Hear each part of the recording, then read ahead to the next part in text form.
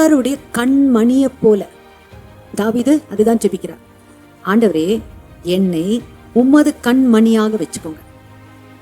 இந்த கண்ணுக்கு உண்டான ஒரு நல்ல தன்மை இருக்கு.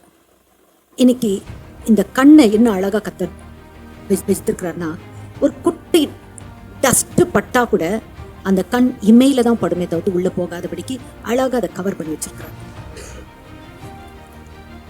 அப்பேற்பட்ட ஒரு கண்மணிய நம்மளா இருக்கிறோம் தேவனுக்கு. தேவனுடைய கண்மணியா நம்ம. ஆண்டவரே, உங்க கண்மணியா என்ன வச்சுக்கோங்க ஆண்டவரே. கண்மணியை போல பார்த்துக்கோங்கப்பா, கண்மணியை போல பார்த்துக்கோங்கப்பா. ஒரு தீங்கும் நம்மை தொடாது. ஒரு தீங்கும் நம்மை தொடவே தொடாது.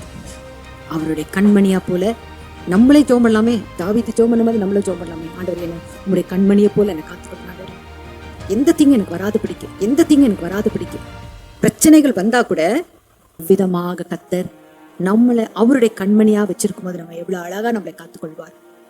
ஒரு தீங்கும் வராதபடிக்கு கர்த்தர் நம்மை